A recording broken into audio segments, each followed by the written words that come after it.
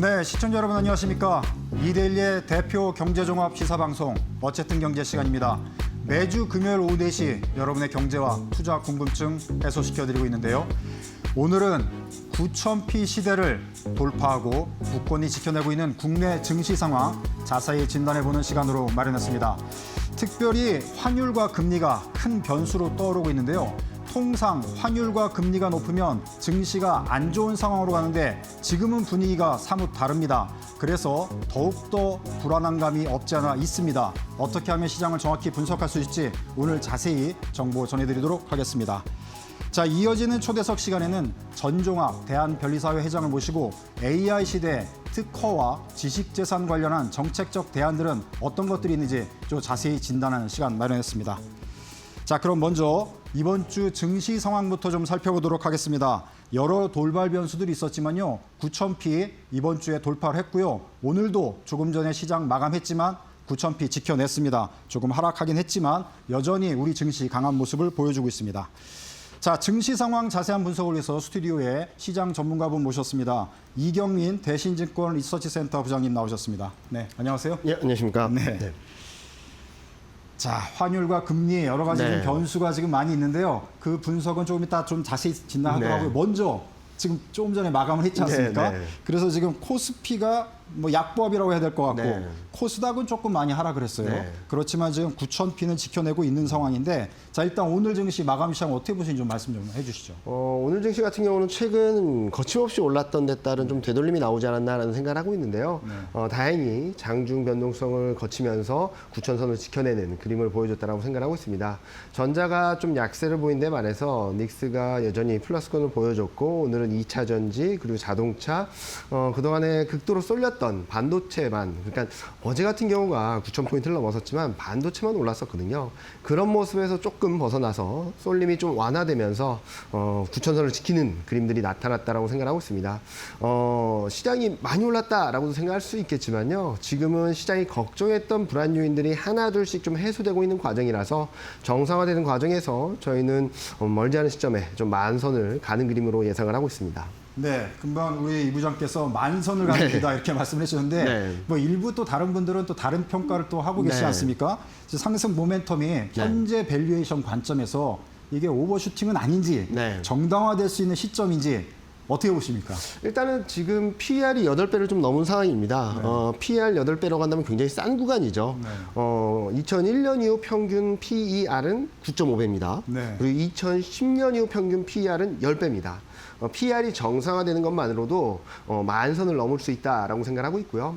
또 하나 대기하고 있는 것은 2분기 실적 시즌이죠. 2분기 실적 시즌에는 아마도 이익 전망이 좀 더 상향 조정되면서 저희는 11,000선까지도 열릴 수 있다라고 생각하고 있습니다. 가격을 보면, 레벨을 보면 좀 부담스러울 수 있겠지만 지금 실적 대비 주가 배율을 봤을 때는 굉장히 저평가돼 있다라고 평가를 할 수 있겠고요. PBR도 2배가 안 됩니다. 많이 높은 거 아니야? 라고 하시겠지만 ROE가 20%를 넘었거든요. ROE가 20% 넘은 나라는 대만하고 미국밖에 없습니다. 대만, 미국은 지금 PER이 4배 이상이 되거든요. 이런 것들을 봤을 때 전반적으로 상대적으로 저평가돼 있다는 점, 과거 대비 저평가돼 있다는 측면에서 밸류에이션이 정상화되는 것만으로도 저희는 만시대 충분히 가능하다라고 생각하고 있습니다. 네. 자, 이번 주에 코스피 9,000을 돌파했고 오늘은 약보합 마감했죠. 어쨌든 지켜냈습니다. 그렇게 되면 이제 다음 주 주가 상황이 상당히 궁금하고 많은 사람들이 관심 있게 지켜볼 것 같아요. 그래서 지금 만약 시장이 좀 고점이다 이렇게 보시는 분들은 다음 주에 또 뭐 소폭이라도 하락 조정을 예상할 수 있을 것 같은데요. 일단 기술적으로 우리가 좀 다음 주에 소폭 조정, 뭐 하락을 보더라도 어느 정도까지를 하단 지지선으로 좀 단기적으로 보면 좋을지 그 지혜의 말씀을 좀 부탁드리겠습니다. 일단은 8,000선이 1차적인 지지선이라고 보고 있고요. 만약에 그게 깨진다 하더라도 7,500, 7,600선은 지킬 수 있다라고 생각하고 있습니다. PER 8배가 안 되는 수준이 이제 9,000선이 깨지고 8,000선대로 들어가고 8,000선 초반을 가면 PER 8배가 안 되거든요. 그러면은 딥밸류 구간으로 들어갑니다. 이번에도 어김없이 PER 8배 이하에서는 반등이 보여졌는데 그런 레벨로 봤을 땐 언더슈팅이 있다 하더라도 8,000선 전후에서는 비중하게 기회가 되지 않을까라는 생각을 하고 생각하고 있습니다. 뭐 다음 주에 조정이 있을 수 있습니다. 다음 주 25일에는 PC 물가가 나오는데 또 반등이 할 것으로 예상이 되고 있거든요. 이 레벨이 예상했던 것보다 높게 나오게 된다면 좀 등락이 있겠죠. 그에 앞서 24일에는 마이크론 실적이 발표됩니다. 마이크론 실적은 전년 대비 거의 1000% 이상 이익 전망이 올라올 것으로 예상이 되는 만큼 실적 모멘텀 강한데 시장의 기대에 얼마나 부합하는지, 시장의 기대를 넘어설지 여부가 중요한 포인트라고 보고 있어서 시장의 기대와 현실 간의 괴리에 의한 등락이 있다고 한다면 추세가 무너졌다라기보다는 과열을 좀 시키는 과정, 매물을 소화하는 과정으로 보시면서 좀 더 긍정적으로 바라보시면 좋겠다라는 말씀드리겠습니다. 네, 뭐 여러 가지 견해가 있을 수 있겠지만 일단 대신증권 리서치센터의 우리 이경민 부장께서는 소폭 조정 하락을 보더라도 코스피 지수 기준으로 8,000선은 지켜낼 거다. 네. 그리고 아주 안 좋아도 7,500선은 지켜낼 거다. 네. 이렇게 보시는 거네요. 네. 자, 참고로 하시면 뭐 도움이 될 것 같고요. 자, 최근 랠리 과정을 보면 이제 주도주 중심 시장 아니겠습니까? 네. 대표적으로 뭐 삼성전자, SK하이닉스 두 종목이 시장을 이끌었다고 해도 과언이 아닌데요. 오늘 같은 경우는 SK하이닉스는 좀 올랐는데 삼성전자는 하락을 했고. 네. 그렇지만 어쨌든 두 종목이 주도를 하고 있습니다. 다행히 뭐 이번 주 보면은 이제 9,000선 돌파의 그 계기를 보면은 두 종목뿐만 아니라 다른 업종들에도 이제 네네. 투자가 좀 일어나고 맞습니다. 순환매도 좀 일어나는 것 네. 같고 시장이 조금 이렇게 돌아가는 느낌은 들긴 네. 들더라고요. 그런데 아무래도 이제 소부장이나 신산업 등이 같이 또 받쳐줘야 네. 전체적인 시장이 아까 말씀하신 만 포인트를 하면서 네. 갈 수 있을 것 같은데 다른 업종들에 대한 상황은 어떻게 보시는지 좀 말씀해 주시죠. 일단은 말씀하셨던 소부장이라든지 네. 또는 신성장 산업이라든지 성장주가 움직이려면 금리가 좀 안정될 거라고 보고 있습니다. 오늘 같은 경우도 코스닥이 많이 빠졌는데 한국 국채금리가 좀 반등을 하면서 밸류에이션 부담이 높은 코스닥 같은 경우는 여전히 PER이 25배 이상이고요. PBR은 3배 이상이다 보니까 좀 밸류에이션에 대한 부담이 있습니다. 밸류에이션 부담이 높은 업종, 종목들은 채권물리 반등에 여지없이 흔들릴 수밖에 없거든요. 이런 그림들이 있다 보니까 여전히 눌려 있다라고 보고 있는데요. 아마 뭐 다음 주 PC를 확인하면서 그리고 유가가 좀 더 안정세를 보여주게 된다면 저희는 채권물리와 달러가 좀 안정되면서 성장주에도 좀 기회가 있을 거라고 생각합니다. 그런데 주도주가 시장을 이끌어가는 것은 상승 추세에서 자연스러운 현상입니다. 2007년에도 그랬고요. 21년에도 그랬습니다. 이 주도주가 있다는 점들은 상승 추세가 여전히 견조하다라는 것들로 받아들이면서 좀 과도한 쏠림이 있을 때 좀 덜 오른 종목들이나 업종들이 좀 반등을 하는 그런 순환매가 나올 수 있다 정도로 봐주시고요. 여전히 주도주가 있다는 점에 있어서는 상승 추세는 견고하다라는 시그널로 인식을 하시면 좋을 것 같다는 말씀드리고 있습니다. 네, 이 코스닥 시장으로 보면요. 네. 주 초반 또 지난주 말에는 조금 좋았던 것 같은데 네. 어제까지는 이제 1,000선을 지켰는데 오늘 1,000선이 무너졌어요. 네. 그래서 이제 코스닥 쪽에 또 관심을 갖고 계신 분들 걱정이 또 있으실 것 같은데 네. 코스닥 시장은 어떻게 보십니까? 일단은 채권물이 안정돼야 된다는 것들을 전체적으로 말씀드리고 있고요. 뭐 최근 며칠 동안 좀 반등을 했던 것은 코스닥 승강제, 코스닥 프리미엄 지수 발표가 임박했다. 뭐 이런 것들이 얘기가 나오면서 뭐 어느 정도 가이드라인이 나오면서 좀 기대감을 어떤 모습들을 보여주고 있는데요. 저는 채권금리가 좀 더 안정되고 코스닥 승강제에 대한 가이드라인, 어떤 기준으로 종목을 피킹하겠다라는 것들이 나오게 된다면 아마도 코스닥도 한번 빛을 발하지 않을까라는 생각을 하고 있습니다. 실적에 대한 신뢰도가 약하고 밸류에이션 부담이 높다는 측면에서 금리가 위로 갈 때마다 여지없이 약한 모습들을 보여줘 왔는데요. 지금은 금리 정점, 고점 부근이라고 생각하고 있어서 아마 7, 8월 중에는 기회가 있지 않을까라는 예상을 하고 있습니다. 지금 코스닥을 갖고 계신 분들은 조금 기다리시면 좋을 거라고 보고 있고요. 다만 코스닥 업종, 종목들 중에서도 좀 실적이 어느 정도 담보된 쪽들을 좀 관심 있게 보자라는 말씀 드리겠습니다. 네, 종목을 선별해야 되지만 어쨌든 코스닥 시대도 올 거다. 네. 참고 기다리면 된다. 네. 이렇게 결론을 내릴 수가 있을 것 같습니다. 자, 이번 주에 뭐 9,000 지수 돌파한 거는 아무래도 돌아온 외국인 효과도 있지 않겠습니까? 네. 뭐 외국인이 떠났다가 네. 최근 들어서 다시 이제 매수세로 진입을 해왔는데 그게 뭐 스페이스 X 상장 변수로 보시는 분들도 있고 네. 뭐 여러 가지 이유들을 얘기하는데 그러다 보니까 아무래도 좀 불안해요. 네. 외국인이 또 떠나면 어떻게 하는지 뭐 여러 가지 또 걱정들이 있는데 외국인의 수급 상황, 외국인 바이코리아 또 하지 않을지 이런 점들은 어떻게 보십니까? 올해 들어서 외국인이 140조를 팔았는데 코스피는 더블이 났죠. 네, 외국인 영향력은 굉장히 제한적이다라고 생각하고 있습니다.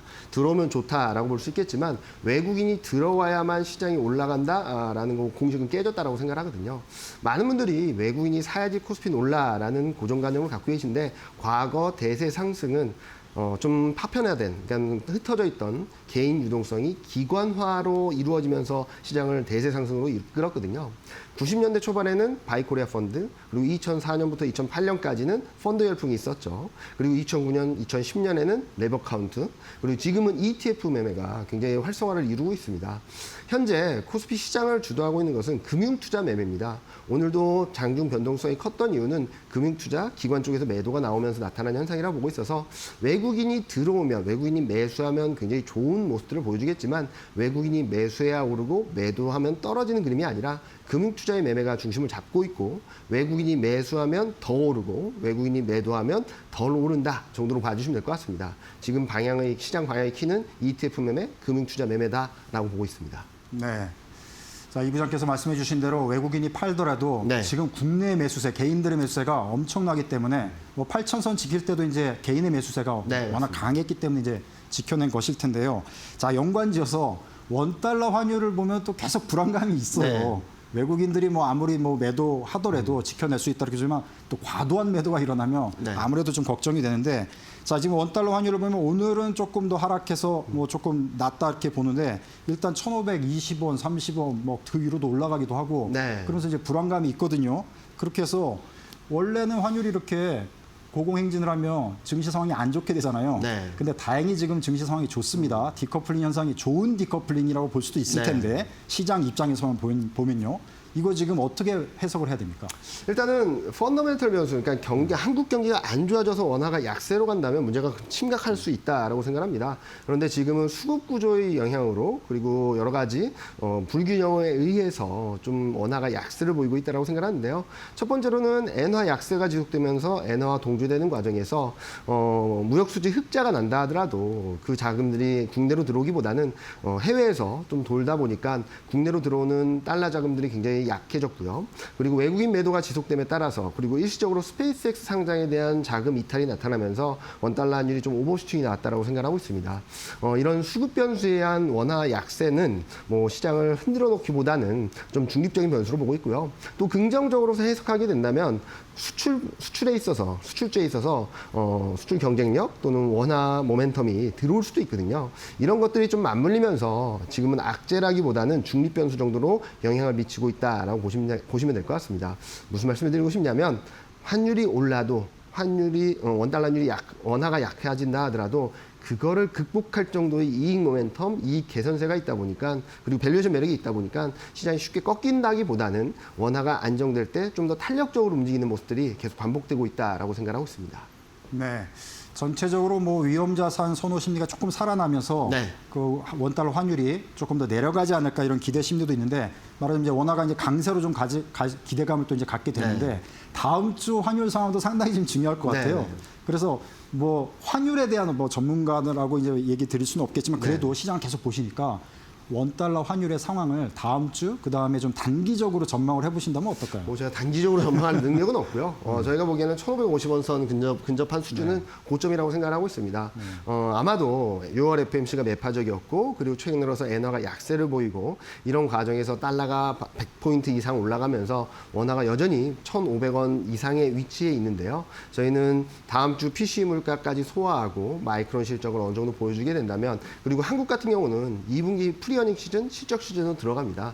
이런 국면을 통해서 저희는 원달러 환율이 1,500원 선 밑으로 내려간다라고 보고 있어서 지금은 고점권에 근접해 있다. 점진적으로 하향 안정세를 7, 8월 중에는 나타낼 수 있다라는 전망을 드리고 있습니다. 네. 이번 주는 이제 외국인이 매수세가 들어와서니 그나마 좀 다행인데 네. 또 이게 환율이 또 만약에 급등을 한다면 또 외국인이 임계점이랄까 그렇게 표현할 수 있을 것 같은데 다시 또 이탈의 유혹이 생기는 환율 구간이 또 있을 것 같아요. 그 상단, 환율의 상단은 어느 정도로 보시는지 또 말씀해 주세요. 외국인이 환율 때문에 매도하는 건 아니라고 생각합니다. 지금 외국인이 매도는 그럼에도 불구하고 환율이 영향을 준다면 어디까지 가면은 굉장히 영향을 받을 거로 나름대로 보시는지. 저희는 크게 영향 안 받는다고 생각하거든요. 네. 닭이 먼저냐 달걀이 먼저냐의 문제 정도라고 생각하고 있습니다. 외국인이 빠져서 원달러율이 오를 수도 있고 원달러율이 올라서 외국인이 매도할 수도 있긴 한데 저희가 지금 외국인이 매도하는 이유는 코스피가 너무 올라서죠. 올해만 100%가 올랐습니다. 100% 이상 올랐고요. 그리고 2등 국가는 대만 50% 정도가 올랐고 3등 국가는 일본 30% 정도 올랐습니다. 다른 나라들은 두 자릿수 성장을 보기 어려운 상황이거든요. 그러다 보니까 글로벌 포트폴리오 차원에서 한국의 비중이 너무 압도적으로 높아졌고 많은 운용사들이 운용 레인지를 넘어서는 모습들을 보여주면서 리밸런싱 차원에서 매도라고 생각합니다. 쉽게 말씀드리면은 코스피가 여기서 더 급등하면 급등할수록 외국인 매도가 나올 수밖에 없는 구조라는 거죠. 물론 원달러 환율이 좀 안정이 되게 된다면 매도 규모는 좀 잦아들고 또 일부 좀 단기 조정이 있을 때는 최근처럼 외국인이 매수가 들어올 수 있겠지만 구조적으로 매수 들어오기보다는 좀 중립적인 변수로 놓고 보시는 게 맞지 않을까라는 예상을 하고 있습니다. 네, 지금 환율 관련해서 지금 분석을 해드리고 있는데요. 뭐 전문가분들도 마찬가지지만 일반인들도 이게 1,500원 환율 시대는 사실은 낯선 풍경입니다. 네.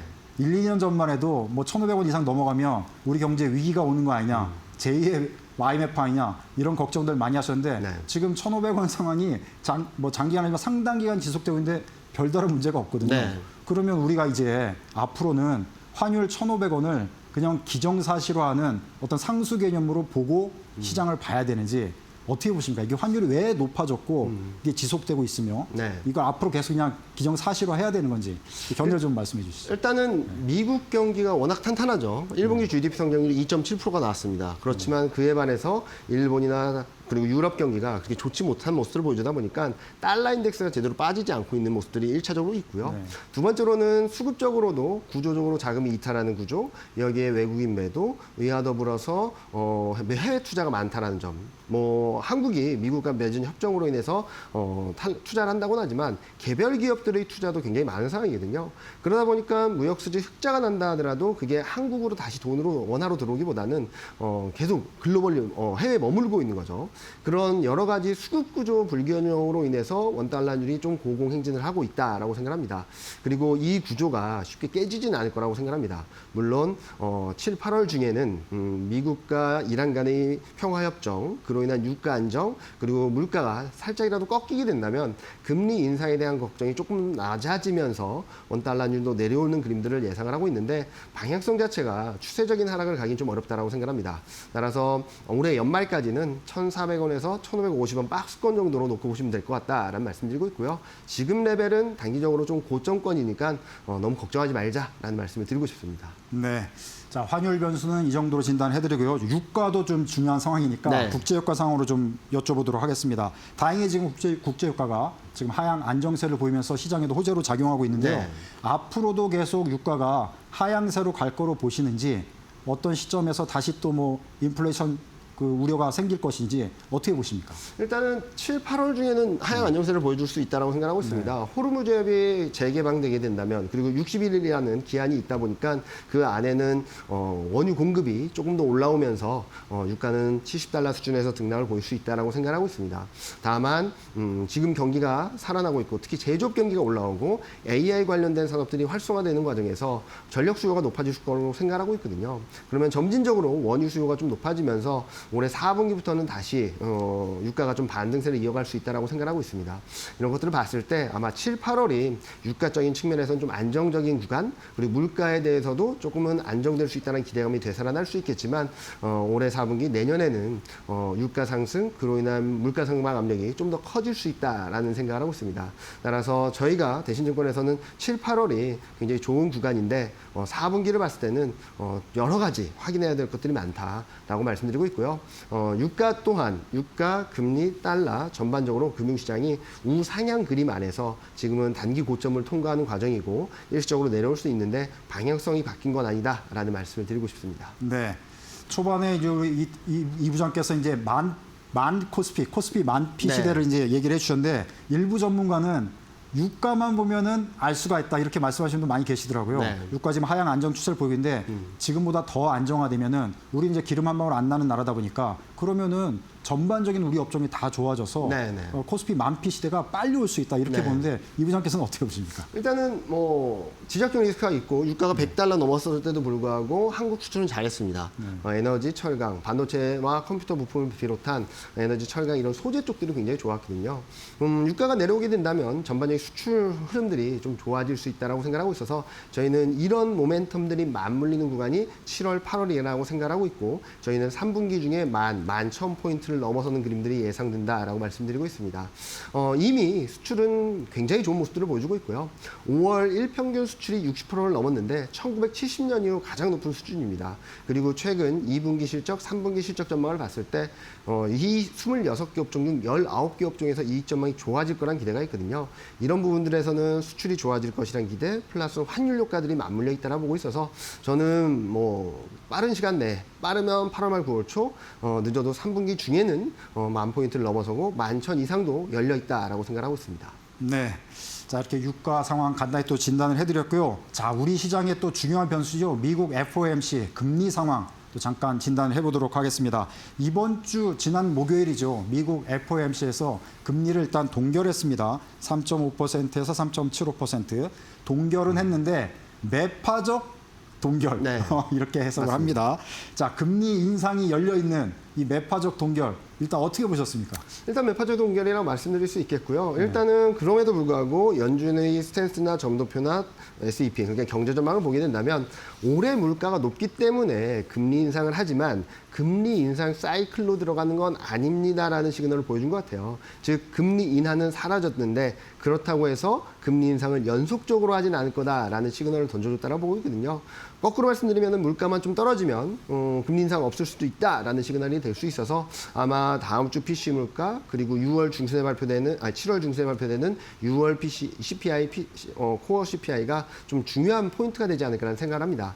지금 현재 인플레이션 나오라는 예상 흐름에서는 6월 CPI는 전년 동월 대비 기준으로 봤을 때 좀 둔화된다는 전망이 들어와 있거든요. 그렇게 된다면 7월, 8월 달에는 유가가 떨어져서 물가가 조금 더 안정된다면 미국의 금리 인상은 좀 지연되거나 아니면 늦춰질 수 있겠구나라는 기대감이 달러 안정, 금리 안정으로 나타나면서 시장이 탄력적인 흐름들을 보여줄 수 있다라고 생각하고 있습니다. 6월 FOMC 굉장히 매파적으로 평가를 할 수도 있겠지만 한편으로는 더 매파적인, 그러니까 시장이 우려했던 것보다 더 매파적인가? 그렇진 않다라고 생각합니다. 그렇게 봤을 때는 7월 그리고 8월까지는 이런 물가 상황에 따라서 연준의 스탠스가 조금 왔다 갔다 하는, 그러니까 시장 컨센서스가 왔다 갔다 하면서 흘러갈 텐데 저희는 좀 더 부담을 주기보다는 안도할 수 있는 그런 트리거 포인트가 더 많다라고 생각하고 있습니다. 네. 자, 트럼프 대통령이 사실은 캐비닛이 연준 의장 이렇게 지명을 하면서 네. 금리 인하를 기대하면서 네. 그 지명을 했는데 지금 예상과 지금 다른 방향으로 가고 있어요. 네. 지금 연준이 어떻게 보면은 뭐 너무 경제 논리로만 지금 가는 거 아니냐, 뭐 이렇게 해석을 하는 분도 계시는데, 자, 우리 시장에 이런 변수가 전에는 또 상당히 영향을 미쳤잖아요. 네. 근데 이게 이번 주도 보면은 그렇게 큰 영향을 안 미친 것 네. 같아요. 앞으로도 별로 안 미치고 우리가 갈 수가 있는 건지 상당히 영향을 미칠 거다 이렇게 우려하시는 분도 많이 있거든요. 어떻게 보십니까? 일단은 물가 금리가 세냐, 실적 경기가 세냐, 이 두 가지 문제입니다. 90년 이후 금리 인상 사이클이 5번 있었는데 3번은 올랐고 2번은 떨어졌습니다. 말씀드리자면 금리 인상을 왜 하냐라는 거죠. 지금처럼 유가가 70달러 수준에 내려와 있고 경기가 여전히 견조하다고 한다면 금리 인상의 이유는 아마도 경기가 괜찮아서 실적이 좋아서라고도 볼 수 있습니다. 이렇게 됐을 때는 금리 인상이라든지 매파적인 스탠스에 대한 영향력은 좀 제한적이라고 볼 수 있겠죠. 반면에 경기가 정점을 통과하거나 실적에 대한 기대 심리가 약해졌을 땐 아마도 통화정책 영향력이 더 커질 겁니다. 아마 올해까지는 그래도 경기가 괜찮아라는 예상을 하겠지만 내년을 넘어가서 경기 모멘텀이 더 세지기보다는 약간 둔화되고 물가가 좀 더 올라가고 금리 인상에 대한 시그널이 좀 더 명확해지게 된다면 영향력은 커지겠지만 올해까지 봤을 때, 특히 3분기를 봤을 때 통화정책 영향력은 그리고 금리 변수는 노이즈 정도로 생각을 하고 있습니다. 네. 시간 관계상 여기까지 듣도록 하겠습니다. 네, 지금까지 이경민 대신증권 리서치센터 부장과 함께 9,000피 시대를 연 시장의 주요 체크 포인트들 자세히 진단해 드렸습니다. 네, 수고하셨습니다. 네, 감사합니다.